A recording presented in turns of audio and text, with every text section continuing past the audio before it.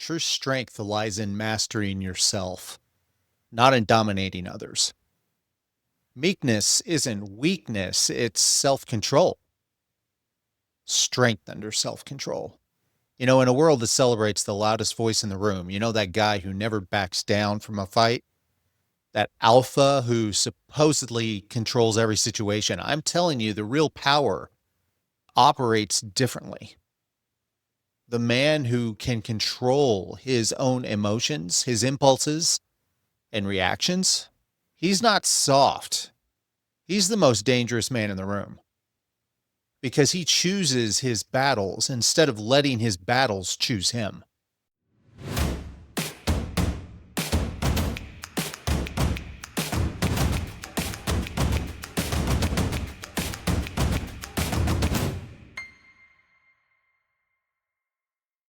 Hey, welcome everybody back to the Bulletproof Mindset podcast, and thanks for joining me today.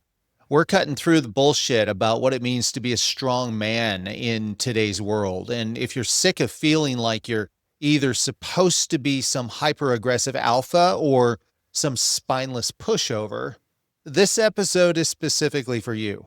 So wherever you are, however you may be tuning in, thank you for making us part of your day. I'm Thomas. I'm a certified high-performance coach. I'm a former actor, a writer, a twice divorced dad of daughters who's had to learn the hard way that true strength isn't what most guys think it is. Today, we're diving into the concept that probably goes against everything that you've been taught about being a man. That radical idea that controlling yourself is infinitely more powerful than trying to control everybody else around you. Okay, so let's paint a picture that we've all seen. There's that guy at work who has to dominate every meeting, talking over others, making sure everybody knows he's the smartest person in the room. You know that guy, the one I'm talking about. Or the father at your kid's game screaming at the ref over and over a bad call, completely losing his cool in front of everybody. Or maybe it's the husband who needs to control every aspect of his household, from the finances to what's for dinner, because he thinks that what's being in charge means being in control of everything. For generations, we've been fed this idea that masculine strength means dominance, aggression, control over others.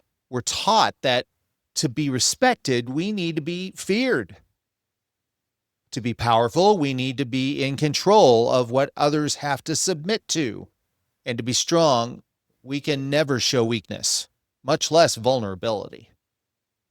But here's what most men miss. There's nothing strong about being a slave to your impulses. If you can't control your anger, your fear, your insecurity, or your ego, you're not strong at all. You're reactive. You're at the mercy of every trigger that comes your way. And that's not strength. Jay Shetty, in his book, Think Like a Monk, describes this perfectly. He says, real power is restraint. It's being able to hold back. It's not the absence of emotion. It's the awareness of emotion, the ability to choose how to handle that emotion. This strikes at the heart of true strength. Not the absence of strong feelings, but the mastery of them. The concept of meekness as a strength under control comes from ancient wisdom. This is nothing new. The Greek word praus, often translated as meek, it was used to describe war horses trained for battle. These weren't weak animals. They were incredibly powerful beasts trained to respond to the slightest touch of the rider's knee, to charge when needed, or stand perfectly still in the middle of chaos when it was required to. Their power wasn't diminished by this control. It was enhanced and directed by it. That's what we're talking about here, not because becoming less powerful, but channeling your power with precision, with purpose. As men, we've been sold a lie that restraint equals weakness. But the truth is exactly the opposite here. Anyone can lash out. can lose control, to try to dominate others through force or intimidation. It takes a far greater strength to remain composed when everything inside or around you is exploding. What happens to me if I don't fix this thing? Okay, so what happens if you keep trying to buy into the lie that strength means dominance over others rather than mastery of yourself? Well, let me tell you where this path will lead you, because I've walked it and I've seen countless men destroyed by it.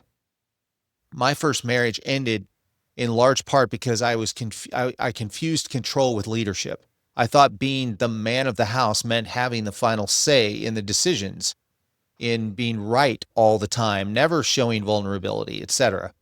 I didn't realize I was slowly eroding the foundation of my relationship by treating my partner like somebody who needed to be managed rather than someone who collaborates with me and who wants to.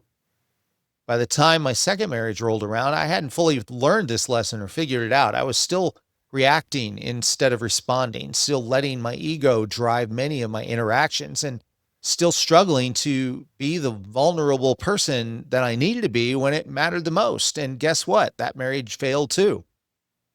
If you don't learn to master yourself, here's what happens. Your relationships become battlegrounds instead of partnerships. Your children, they're going to learn to fear your reactions rather than respect your guidance, much less feel that they can come to you with anything. Your colleagues walk on eggshells around you instead of valuing your input, and pretty soon they won't ask for it anymore. Worst of all, you become isolated. Men who can't control themselves eventually find themselves alone, because people can only take so much volatility, so much ego, so much domination before they're going to protect themselves by creating distance, boundaries, pushing you away.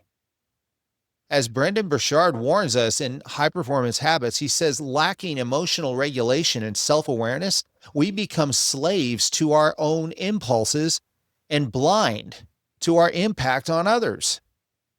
This isn't power, it's imprisonment. Okay, this imprisonment, it's real. I've seen men trapped in cycles of broken relationships, career setbacks, profound loneliness because they never learned that dominating others pushes others away instead of drawing them in. The stakes couldn't be higher, especially today. Today, there's never been a more important time to understand what true strength really is. We see the false strength illustrated for us in so many examples of leadership today. And I don't need to go down that roadmap. You know who I'm talking about. This isn't just about being a better man in some abstract sense. This is about whether you're going to have a meaningful connection in your life or you're going to die alone. Whether your children will genuinely respect you or just fear your reactions. Whether you're going to have a self-mastery to build the life you want, or you're going to remain the victim of your own unchecked impulses and the results in the ashes of what that burned down.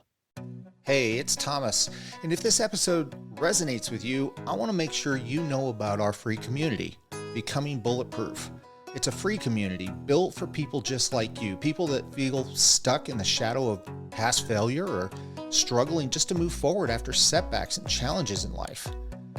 Maybe you've struggled to find a place where you can finally reclaim your identity or rebuild the confidence you've lost or find that resilience to thrive. This isn't just a community group. This is meant to be a movement, a transformative space where men and women can redefine who they are and break free from those limiting beliefs and develop habits and skills necessary to create the life they love. In Becoming Bulletproof, you're going to discover how to turn pain into power and setbacks into stepping stones. You'll find tools to build emotional resilience and clarity and confidence, even practical strategies for setting boundaries and mastering time management. I mean, who doesn't need that? Forming habits that fuel long-term growth? Bring it. Most importantly, you're going to find a community that's got your back. Every step of the way, we're going to share stories and celebrate wins together, hold each other up when we need that support to move forward. So, If you're ready to stop letting your past define who you are today and start living that creation of a future you deserve, well, this is your moment. This is your step. Join Becoming Bulletproof today. It's free and it's waiting for you. So go to becomingbulletproof.info right now and sign up for that free community. Let's do this. Together we can become bulletproof. Join today.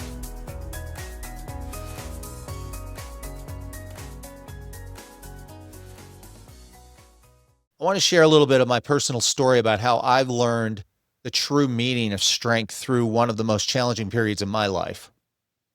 After losing custody in a bitter court battle with my first wife and my oldest daughter, the court allowed my daughter to move with her mother 600 miles away. She was 5 at the time. I was faced with a reality that tested everything that I thought I knew about being a man, much less a father. Every fiber in my being wanted to rage against this injustice. I wanted to fight. I wanted to unleash my anger on everyone involved, the judge, my ex, the system that tore my daughter from me. I had every justification to become bitter, vengeful, combative in every interaction regarding my daughter. Instead, I made a different choice that day. And I will tell you that it was a trajectory changing moment in my life. I would not be here if I hadn't made this choice that day. I decided that the 600-mile distance would not define my relationship with my daughter. And that's how Ormond Beach, Florida became our special place. It was about 2-3 weeks after she finally moved away into this new long distance reality that both of us were going to have to get used to. Monthly visitation meant that I had my daughter for 2 days every month during the school year, strict 48-hour window. And I wanted to make sure that I made every moment count. So I took her to this little beachfront hotel that I found in Ormond Beach. Nothing fancy, quite the opposite, actually. It was simple. It had a little kitchenette in the room and a sliding door that opened out directly onto the beach. One of the first trips to see her, the first trip, I think, I wasn't sure how it was going to go. She was 6 by then, and already I could feel her growing accustomed to our separated lives. That first morning, we walked on the shoreline at sunrise. The beach was nearly empty. It was just us and maybe a few joggers, a couple of shell collectors, people with metal detectors, just a few people. She spotted a perfect shell, grabbed it and ran to pick it up. She grabbed it and brought it back to me. And Daddy, she said, she was really excited, holding up this little treasure. Do you think Mommy would like this? That question in that moment hit me like a baseball bat to the side of the head. Here I was finally getting quality time with my little girl, and she's thinking about her mother. All of my insecurities flared up. The old me would have made some passive aggressive comment, maybe even discouraging her from collecting shells for her mom at all. That would have been easy to respond with, trying to control the situation, to compete for her affection, her attention. Instead, I took a deep breath. I looked at my little girl in her innocent little face, and I said, I think she'd love it, sweetheart. Let's find a special container to keep it safe for your trip home, okay? Her smile in that moment, I'm getting a little choked up remembering this. That smile was worth more than winning any battle with my ex ever could. Throughout that weekend, we established little traditions that would become sacred to us over the years. And we still to this day talk about them, even though it's nearly 8.5 years later. Well, it's actually closer to 12 years later. We built elaborate sandcastles when the tide was going to reclaim eventually. We went swimming in the hotel pool until our fingers pruned. We chased waves, chasing them down and then running away from them when they came back. Watching the same terrible cable TV movies while eating way too much ice cream. One afternoon, after a particularly challenging phone call with my ex about adjusting some details in our parenting schedule, if you're a single parent, you understand those kind of situations. I was seething. Okay, it was a little stupid, insignificant thing. I don't even remember what it was, but I was really, really pissed. My daughter was splashing around in the pool, and I was sitting nearby clutching my phone so hard I'm surprised I didn't break it. Everything in me wanted to fire back some venomous text to escalate the conflict, make my ex feel frustrated as I felt.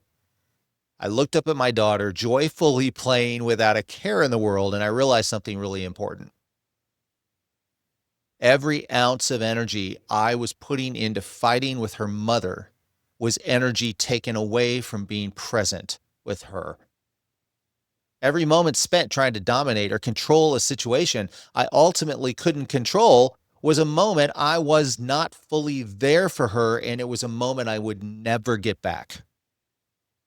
So, what do you think I did? I put the phone down and I jumped in the pool, setting aside my anger, not suppressing it, but acknowledging it, then choosing to leave it on the side of the pool and walk away from it, not be ruled by it. I jumped into the pool. And we spent the next hour having splash contests, playing shark tag over and over again. That evening, we sat on our little balcony watching the waves roll in and out as the sun set, and she leaned her head against my chest, sitting on my lap, content and peaceful. I love our beach, Daddy. Can we come back next week? Anytime you want, sweetie. I promise. And you know what? I kept that promise. For the next 6 years, Ormond Beach, that little stupid, shitty hotel, became our fortress of solitude. Same hotel, same room whenever we could, same traditions. Life in this new normal brought its complexities, but that beach remained our constant. What I learned through those years, it wasn't about winning against my ex or the court system. It was about winning the battle with myself, my ego, my hurt, my desire to control outcomes. The truth strength wasn't about forcing others to bend to my will. It was about having the discipline to set aside my own pain and anger to create something beautiful, something meaningful with my daughter. The real power in my life didn't come from dominating others or situations that I couldn't control. It came from mastering myself in the moments where I had every justification to lose that control. It came from choosing to build sandcastles instead of walls, from creating memories instead of conflicts. And now, years later, my daughter still talks about our beach, not because I fought harder or controlled more, but because I chose the harder path of controlling myself when everything around me felt like I couldn't control it at all. Okay. I appreciate you following me along with that story. um, we're going to go into teaching mode now, and I've got 3 points that will support this unpopular opinion that it is self-mastery rather than dominance that is the true strength in being a man and being a father. All right, point number 1, self-mastery creates genuine influence, while domination creates resistance. Okay, there's a fundamental misunderstanding among many men about how real influence works. We think that asserting dominance through our tone, our physical presence, our unwillingness to compromise, we think that will give us power over situations and people. But this approach actually diminishes our influence rather than enhancing it. James Clear writes, "The most powerful person is the one who doesn't need to prove it. Genuine power doesn't need to be shown. It just exists. The most vocal person isn't the most powerful. It's the one who can get the most done with the least amount of force. This perfectly captures the difference between dominance and true influence. When you try to dominate others, you trigger their resistance, their reactions. No one, not your partner, not your children, not your colleagues or your friends, wants to feel controlled. When they sense that you're trying to assert dominance, they're going to naturally push back, either openly through confrontation or silently through passive resistance, even not withdrawal. But when you've mastered yourself, when you can listen without defensiveness, when you can speak without aggression, when you can stand firm without becoming rigid, people are going to naturally want to follow your lead. Men, this is your job. The people in your life are going to sense a different kind of strength, one that pulls them toward you rather than pushes them away. Okay, think about the specific situations where this plays out. Arguments with your partner. Do you raise your voice? Do you interrupt? Do you shut them down in order to win? Or do you control your reactions to actually understand where they are, validate their position, even if you believe it's not the correct one? At work, do you steamroll others' ideas to assert your dominance? Or do you have the self-mastery to consider perspectives that challenge yours? With your kids, do you demand obedience through intimidation?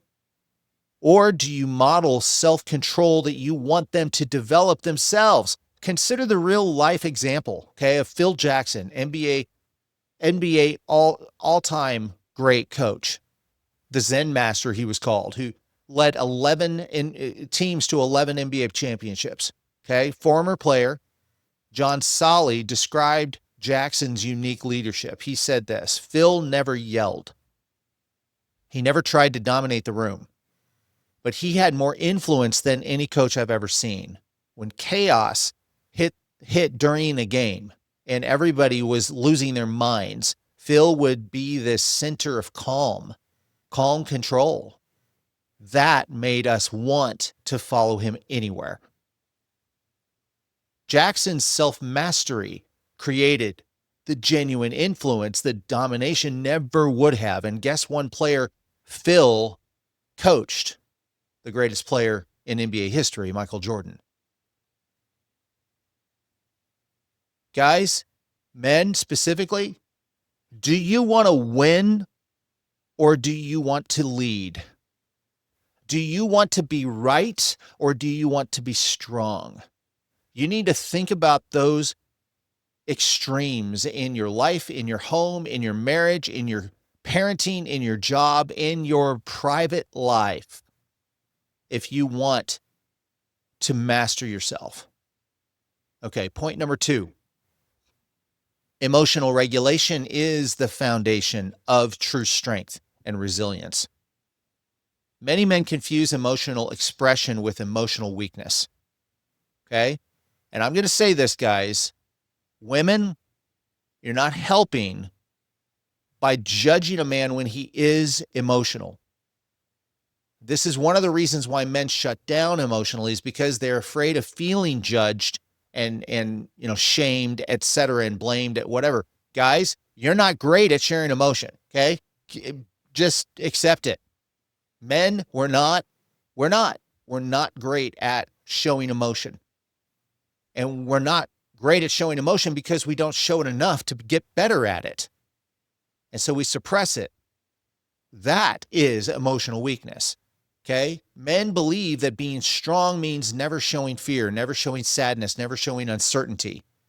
Many men do, but the truth is actually the opposite. True strength actually comes from acknowledging our full emotional range and developing the ability to regulate rather than suppress all of our feelings.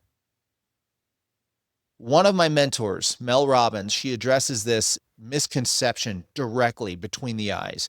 Here's what she has to say. Strength isn't the absence of emotion. It's having the courage to feel everything and the wisdom to choose which emotion should drive your actions. Think about that. This distinction is crucial for men who have been taught that emotions are weak.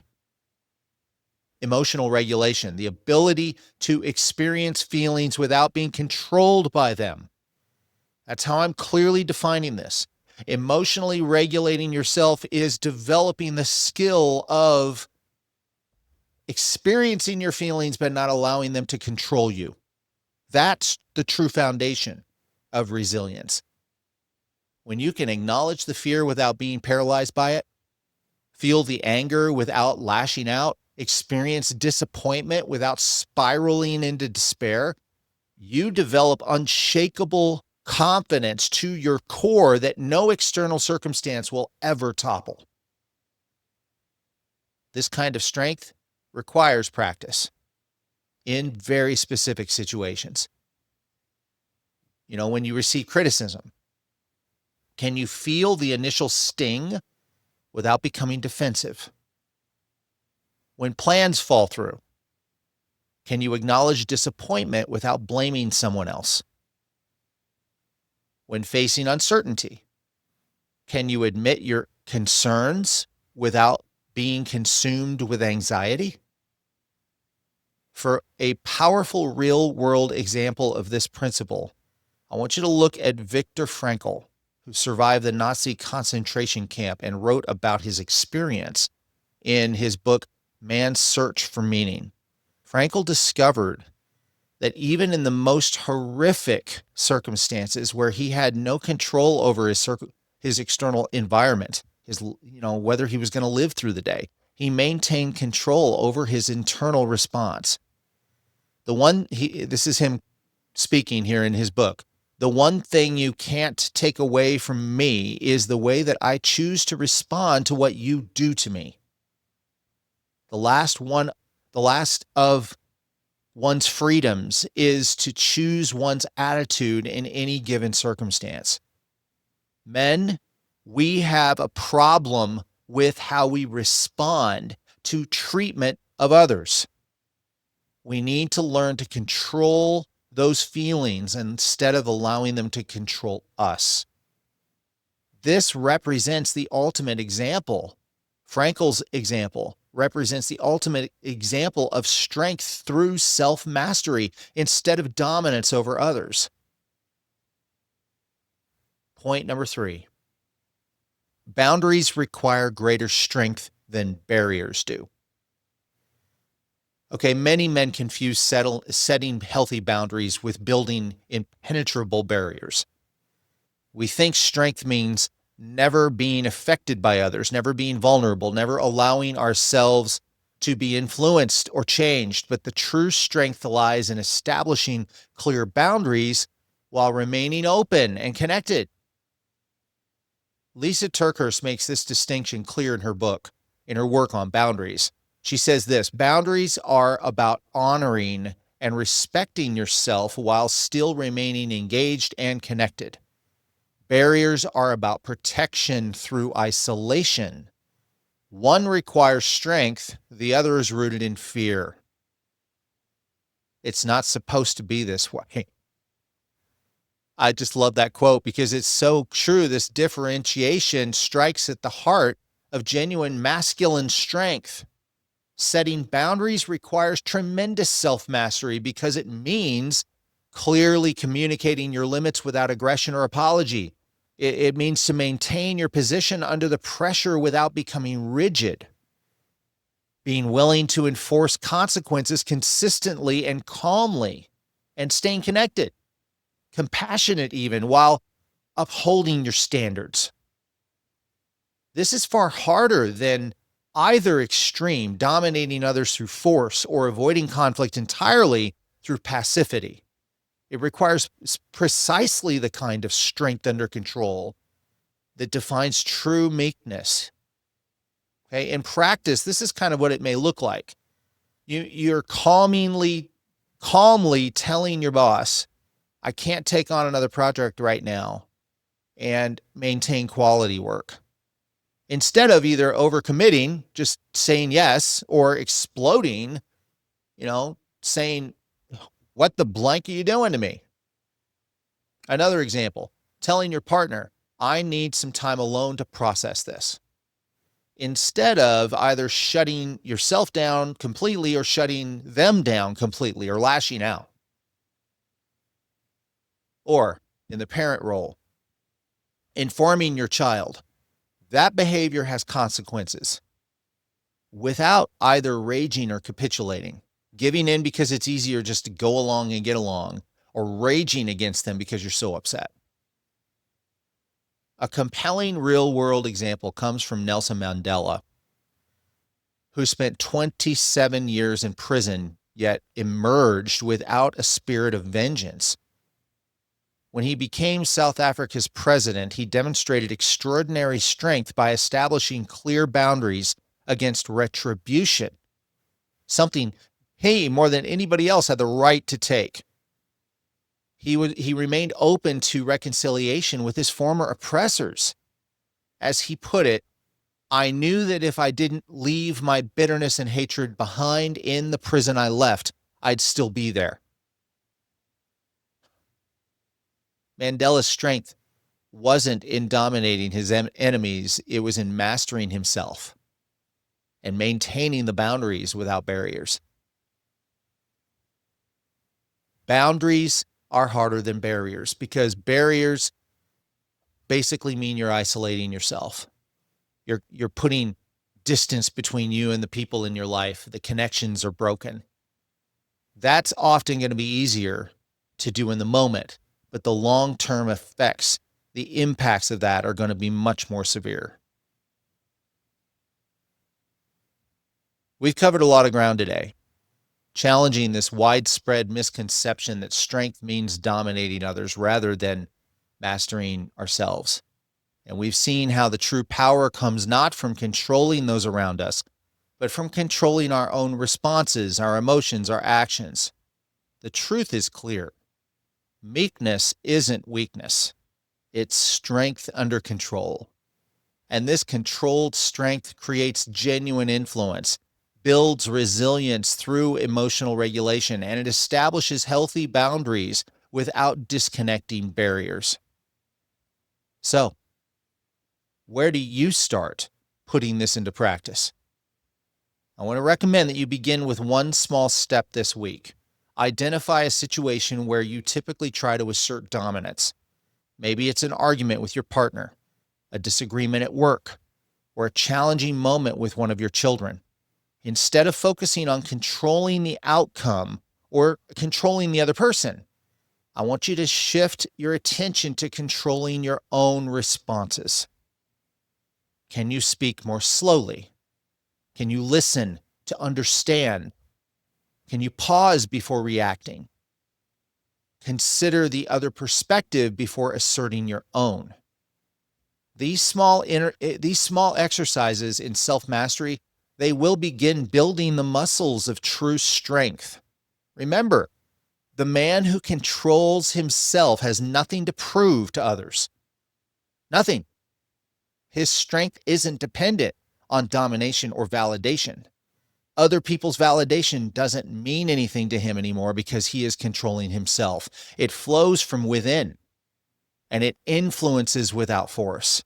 This is the kind of man other people will naturally respect, trust, and want to be around. You can be that man. It starts with controlling others, but it doesn't end well going that way. Men, we are told by society through social media that controlling others is the only way we can assert our masculinity. But I'm here to challenge that. I think that's the lie. True masculinity means controlling your own emotions and mastering yourself, not others.